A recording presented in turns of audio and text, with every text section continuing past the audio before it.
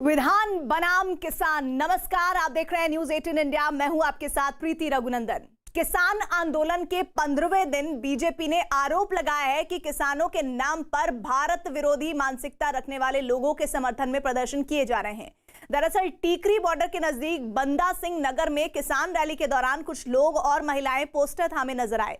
इन पोस्टरों पर दिल्ली हिंसा में आरोपी उमर खालिद, शर्जील इमाम और वामपंथी विचारधारा के एक्टिविस्ट वरवर राव, गौतम नवलखा सहित कई लोगों की तस्वीरें छपी हुई थी।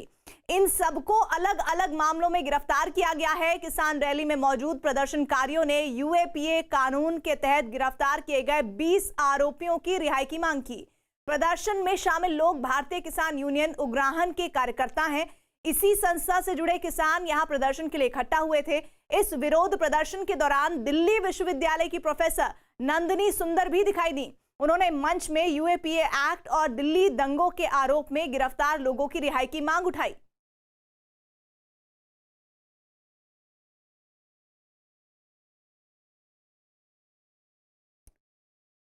और अब आपको दो तस्वीरें दिखा रहे हैं। पहली तस्वीर में मंच पर लगे पोस्टर उमर खालिद समेत ऐसे कई लोगों के हैं जो यूएपीए के तहत आरोपी हैं, जबकि दूसरी तस्वीर देखिए, दिल्ली विश्वविद्यालय की प्रोफेसर नंदिनी सुंदर उसमें नजर आ रही हैं, जो किसानों की सभा में भाषण दे रही हैं। बीजेपी ने किसान आंदोलन में आरोपियों को पोस्टर पर सवाल उठाए हैं और बार बार ये कहा गया कि राजनीति से प्रेरित किसी भी व्यक्ति को यहां पर अगर मौका दिया जाएगा तो किसानों से किसी भी तरह की बातचीत नहीं होगी। और शायद यही वजह रही कि किसान भी लंबे वक्त तक राजनीतिक लोगों से दूरी बनाकर रखे हुए थे। लेकिन टीकरी बॉर्डर की ये तस्वीर, नंदिनी सुंदर की मौजूदगी, क्या इस पूरे आंदोलन को कुछ लोग हाईजैक करने की कोशिश कर रहे हैं? ये अपने आप में बहुत अहम सवाल है।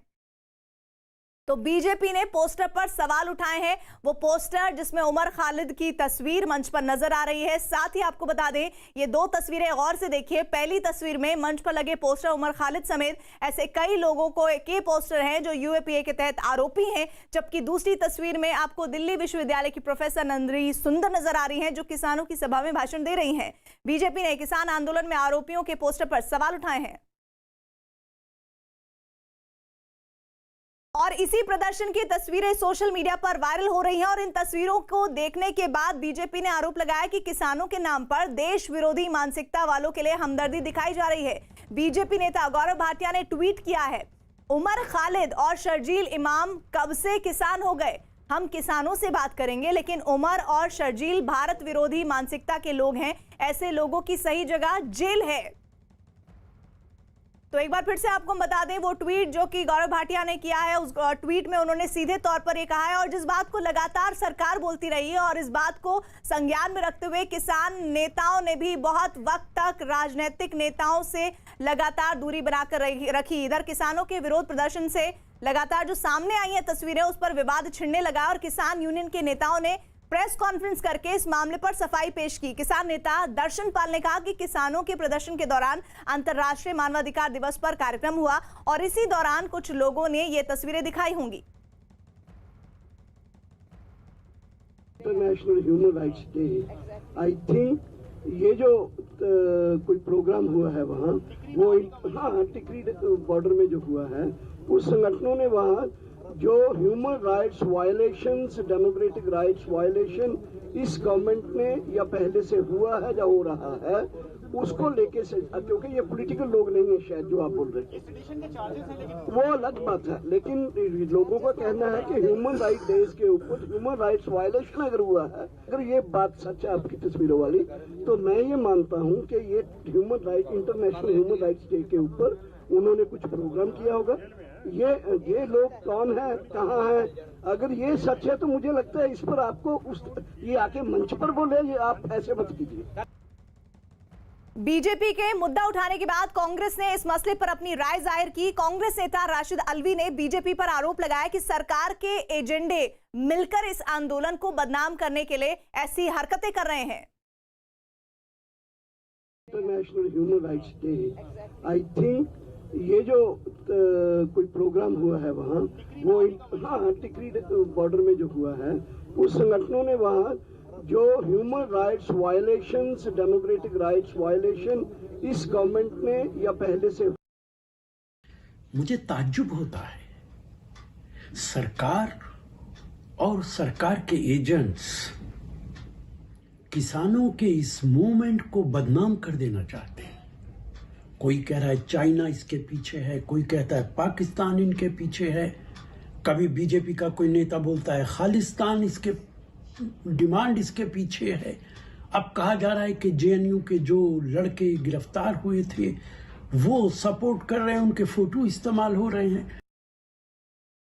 और हम सीधे रुक कर लेते हैं, हमारे साथ हमारे सहयोगी आनंद तिवारी जुड़ रहे हैं। आनंद तिवारी, लगातार किसान नेताओं ने कवायद रखी जारी कि राजनीतिक लोगों को इस मंच पर साझा ना किया जाए, लेकिन मानवाधिकार दिवस की आड़ में किस तरह से यहां पर यूएपीए के तहत आरोपी लोगों को मंच पर न सिर्फ जगह दी गई, कुछ तो लोगों ने ऐसे भी वहां पर भाषण दिए जिनका किसान आंदोलन से कोई लेना देना नहीं था।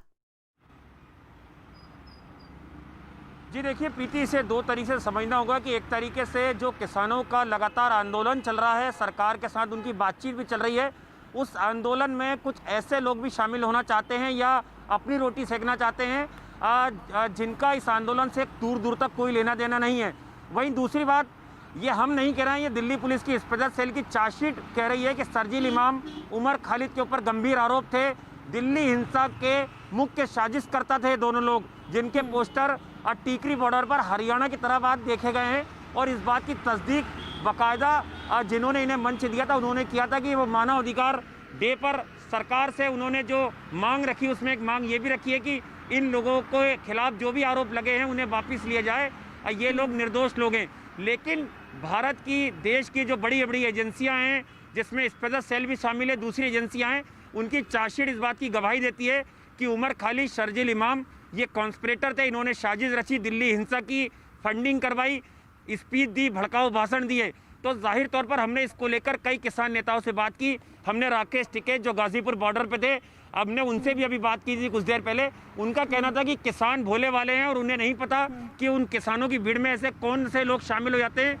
ऐसे लोगों को किसानों के आंदोलन से दूर रहना चाहिए और हम कोशिश करेंगे कि ऐसे लोग किसानों के आंदोलन से दूर रहें। तो कहीं ना कहीं किसान भी ये चाहते हैं कि ऐसे लोग जिनके ऊपर गंभीर आरोप लगे हैं, यूएपीए के खिलाफ कार्रवाई हुई है, सुधा भारद्वाज भीमा कोरेगांव मामले की आरोपी थी, सोशल एक्टिविस्ट हैं, एक और भी लोग थे जिनके पोस्टर लगे। कुछ लोगों को हाईकोर्ट या दूसरी अदालतों से जमानत मिल चुकी है हालांकि, लेकिन उनके ऊपर जो एजेंसियां उन्होंने ये आरोप लगाए थे, एफआईआर दर्ज की थी। तो जाहिर तौर पर अगर इस तरह के लोगों के पोस्टर किसानों के आंदोलन में अगर नजर आ रहे हैं तो जाहिर तौर पर इससे किसान का जो एक खेमा है या कई ऐसे किसान हैं जो इससे इत्तेफाक नहीं रखते और उनका कहना है कि ऐसे लेकिन लोग आनंद, और अभी आप ऐसे कह रहे हैं कि पोस्टर। किसानों को इतनी जानकारी नहीं है, लेकिन किसानों को इतनी जानकारी तो है कि अभी तक किसी भी राजनीति से जुड़े व्यक्ति को उन्होंने मंच नहीं दिया। और जो पोस्टर लगे, मैं समझ सकती हूँ, हो सकता है कि वो तस्वीर ना समझते हो, लेकिन जिस तरह का पोस्टर इस मंच पर नजर आ रहा है वो तो साफ बता रहा है कि इस पूरे प्रोग्राम को करने का मकसद क्या है। और उस पर कांग्रेस की तरफ से ये टिप्पणी की जाती है कि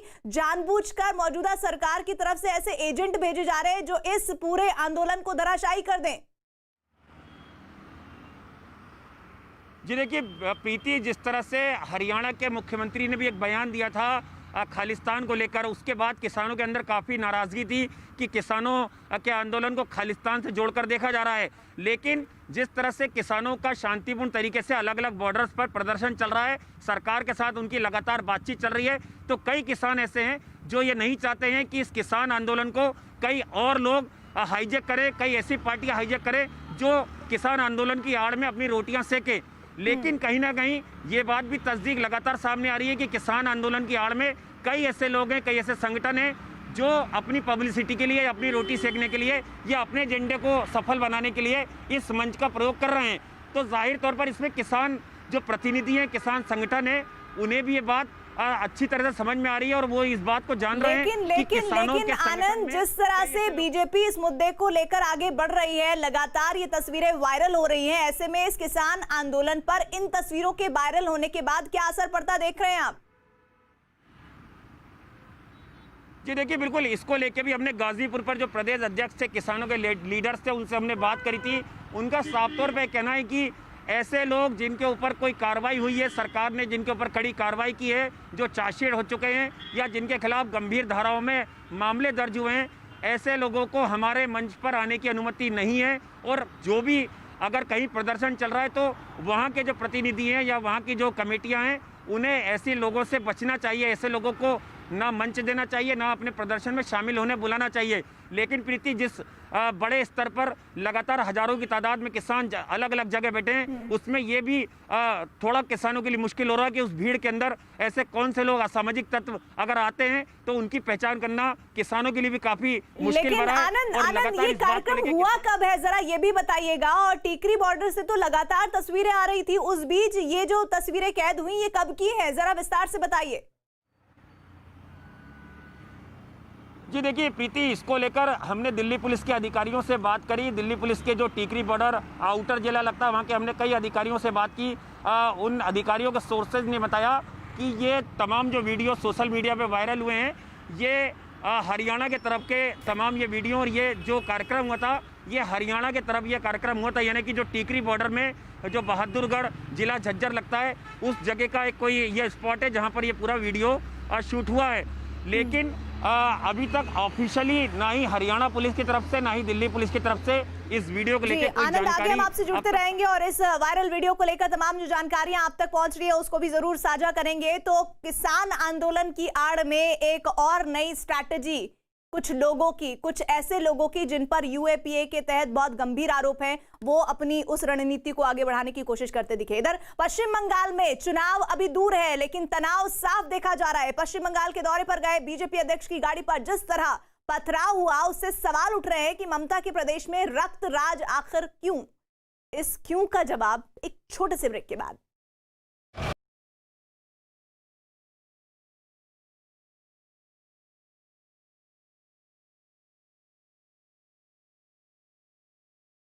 लगाया जा सकता है। हालांकि सरकार लगातार इस कोशिश में है कि नए कृषि कानूनों को लेकर किसानों के मन में जो शंकाएं हैं उन्हें दूर किया जाए। किसानों से 6 दौर की बातचीत में किसान नेताओं ने सरकार के सामने कानून को लेकर जितने सवाल रखे, सवाल सारे ऐसे रखे गए जिसका एक एक कर सरकार ने जवाब भी दिया। यही नहीं, सरकार ने यह भी साफ कर दिया कि किसानों को कानून के जिन प्रावधानों पर एतराज है उन्हें सरकार बदलने के लिए भी तैयार है। आंदोलन के 15वें दिन सरकार ने एक बार फिर किसानों के मन में फैली भ्रांतियां दूर करने की कोशिश की, लेकिन किसान अभी भी कानून वापस लेने की मांग पर अड़े हुए हैं। ऐसे में सवाल यह है कि ये आंदोलन कैसे खत्म होगा और इस आंदोलन की आड़ में अपनी रोटियां सेकने वालों पर कैसे शिकंजा कसा जाएगा।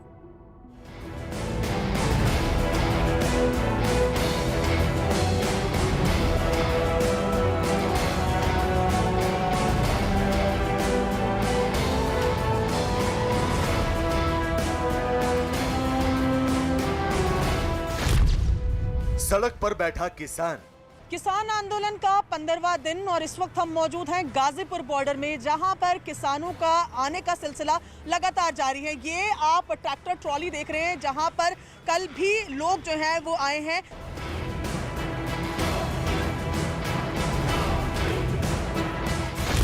समझौते को तैयार सरकार। भारत सरकार एकदम चर्चा के लिए तैयार रहेगी।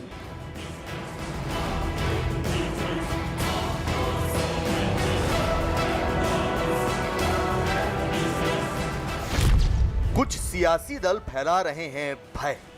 ये गंभीर मामला है और तुरंत चीन के ऊपर सर्जिकल स्ट्राइक पाकिस्तान के ऊपर करना ही चाहिए। केंद्र सरकार हठधर्मिता अपनाई हुई और कहीं से भी वो किसानों के हितों के बारे में सोचने के लिए तैयार नहीं।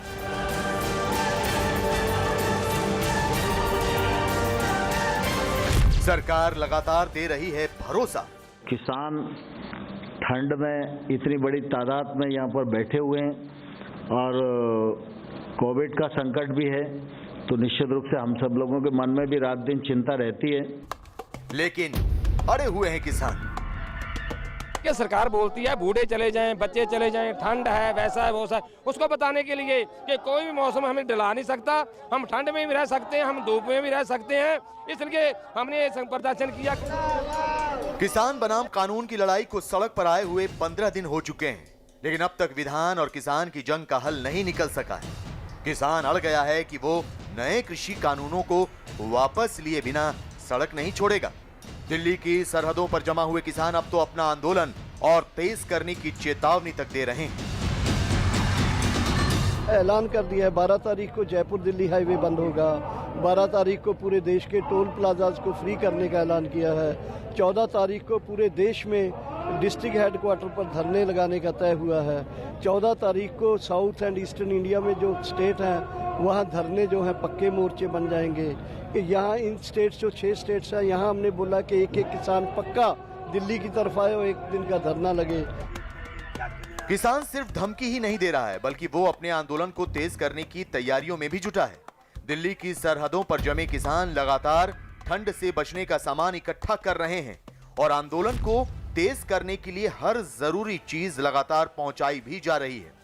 दिल्ली के टीकरी बॉर्डर पर तो किसान आंदोलन में ठंड के लिए जरूरी चीजों के साथ साथ मनोरंजन का भी इंतजाम करते नजर आ रहे हैं। ये 24 फुट ट्राला है, लंबाई इसकी 8 फुट चढ़ाई है इसकी, और इसमें एक LCD है, एक डिश है लगा है, गद्दे हैं, इसके नाल तंबू है, इसके आगे है एक टैंकी है पानी वाली। ये कोई 5-10 दिन का निगा, 6 महीने का तो राशन हमारे पास है।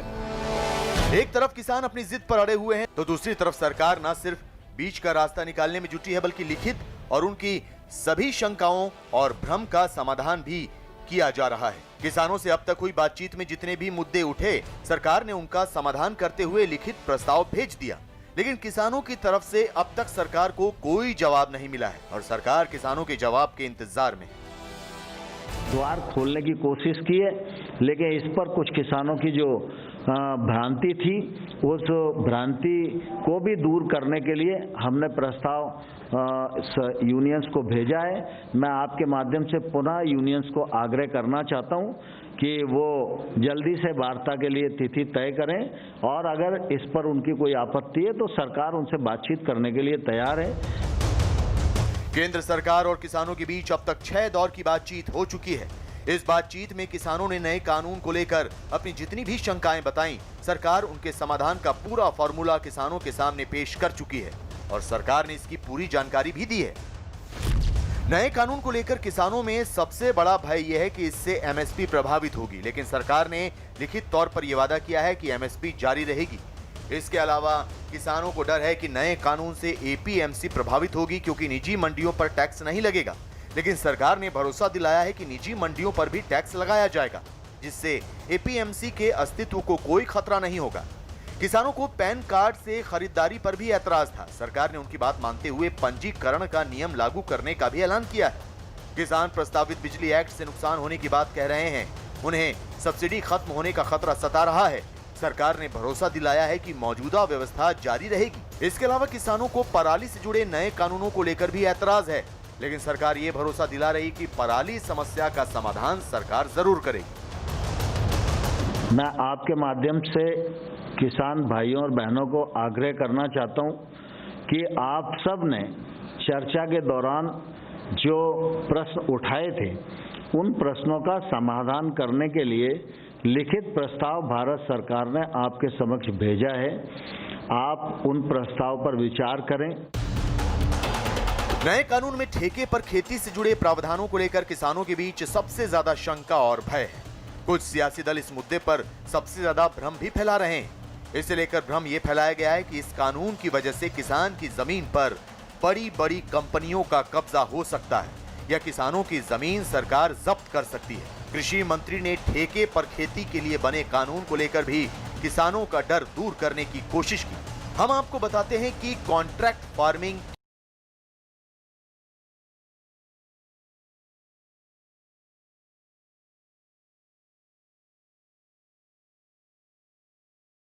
मुताबिक पैदावार ले लेती है और किसान को करार के मुताबिक ही पैसा देती है। इस करार में फसल में नुकसान होने को लेकर भी शर्तें होती हैं। किसानों के बीच नुकसान की भरपाई को लेकर बहुत सी शंका है। नए कृषि कानून में कॉन्ट्रैक्ट फार्मिंग को लेकर सबसे ज्यादा भ्रम फैला हुआ है। बहुत से किसानों को यह डर है कि कॉन्ट्रैक्ट फार्मिंग के कानून से आने वाले वक्त में उनकी जमीनों पर बड़ी बड़ी कंपनियों का कब्जा हो जाएगा और उनकी भूमि भी कुर्क हो सकती है।